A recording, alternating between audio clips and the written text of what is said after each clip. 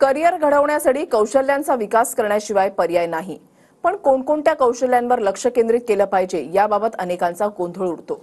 आजच्या स्पर्धात्मक युगामध्ये टिकून राहायचं असेल, स्किल्सचा विकास कसा करावा हेच लक्षात घेऊन महिला सक्षमीकरण आणि स्किल डेव्हलपमेंट कोर्सेसच्या माध्यमातून जिजाऊ संस्था ही हजारो ध्येय वेड्यांसाठी लोकांसाठी कार्यरत आहे आणि त्यांच्या कामाचा आढावा घेतलाय आमच्या प्रतिनिधींनी. आत्ताच्या काळात प्रत्येक स्त्रीला या आपल्या स्वतःच्या पायावर उभं राहायचं असतं आणि स्वतःचं कर्तृत्व देखील सिद्ध करून दाखवायचं असतं. मात्र या सगळ्यासाठी स्त्रियांच्या पाठीशी देखील खंबीरपणे कोणीतरी उभं राहायला हवं आणि त्यांना प्रोत्साहन द्यायला हवं की तू देखील कोणापेक्षाही कमी नाहीये. आणि हेच प्रोत्साहन देत आहेत निलेश सांभरे सर. आत्तापर्यंत महिलांनी स्वतःच्या पायावर उभं राहावं यासाठी वेगवेगळे कोर्सेस त्यांना मिळावेत, त्याचबरोबर एक स्वयंरोजगार मिळावा यासाठी वेगवेगळ्या गोष्टी, वेगवेगळ्या ऍक्टिव्हिटीज तुम्ही सुरू केल्यात, याबद्दल काय सांगाल? आपली संस्था ही राजमाता जिजाऊंच्या नावे आणि छत्रपती शिवाजी महाराजांच्या काळामध्ये आपल्या भगिनी व्यवसाय करत होत्या.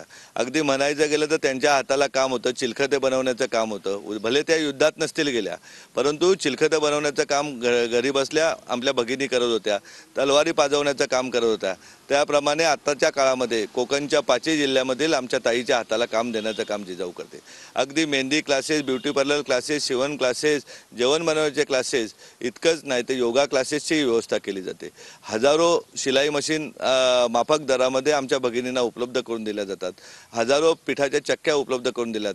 ज्याप्रमाणे परप्रांतीय बांधव हातगाडीवरती केळी फळं विकतो, त्याप्रमाणे आपल्या खेड्यापाड्यातील आमच्या भगिनी वडापावपासनं, केळी विकण्यापासून, फ्रूट विकण्यापासून अगदी सुकी मच्छी विकण्यापर्यंत व्यवसाय करत आहेत.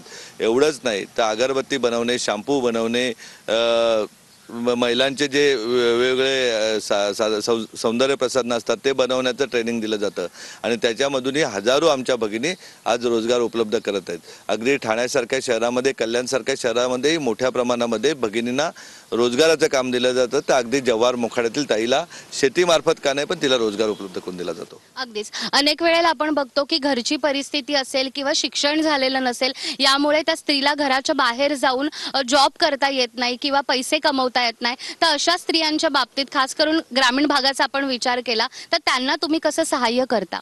अगदी त्यांना तर त्यांचं मनोबल वाढवण्यासाठी आम्ही परप्रांतीय बांधवांचे उदाहरणं देतो का मुंबईमध्ये जे आज मोठमोठे जे दिसत आहेत ते सर्व लोक उद्या गोरेगाव स्टेशनवर कोण झोपत होता, कोण कल्याण स्टेशनवर झोपत होता. शिक्षण नव्हतं, असं असताना सुद्धा त्यांच्यामध्ये संयम होता, प्रयत्न होतं, काम करण्यामध्ये सातत्य होतं.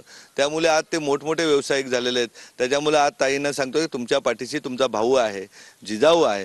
त्यामुळे तुम्ही कुठेही मनोबल तुमचं धैर्य कमी करून देऊ नका.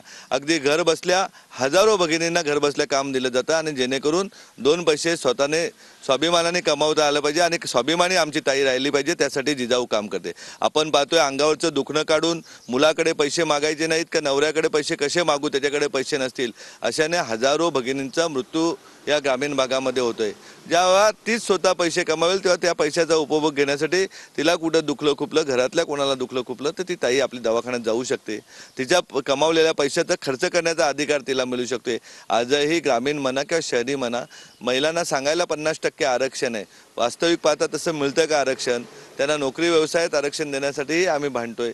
नुसत्या जिल्हा परिषदेला, स्थानिक स्वराज्य संस्थेला 50% आरक्षण देऊन किंवा निवडणुका डोळ्यासमोर ठेवून लोकसभेला आरक्षण डिक्लेअर करून आमची ताई स्वाभिमानी नाही होणार. तिला स्वाभिमानी बनवण्यासाठी आज आपण बघतोय आम्ही तिला रक्षण करण्याचंही शिक्षण देतो, स्वतःचं रक्षण करण्याचं. बदलापूरसारखी घटना म्हणा किंवा काल परवाच्या मेळाव्यामध्ये आम्ही ताईंना सांगितलं का ज्या कायद्याच्या पळवाटा घेऊन गुन्हेगार सुटतात, उद्याला एखाद्या ताईवरती किंवा एखाद्या छोट्या बच्चीवरती जर बलात्कार झाला तर तुम्ही कायदा हातात घ्या, तुम्हाला त्याच कायद्याच्या पळवाट्यातून आम्ही बाहेर काढू. अगदीच. तर महिलांना केवळ आरक्षण मिळून चालणार नाहीये, तर स्त्री सक्षमीकरण हे प्रत्यक्षात होणं गरजेचं आहे आणि यासाठी निलेश सांभरे सरांनी अनेक प्रयत्न केलेत आणि अनेक महिला भगिनी या आता स्वतःच्या पायावर देखील उभ्या आहेत आणि स्वकर्तृत्वानं स्वतः पैसे देखील कमवताना आपल्याला दिसतात.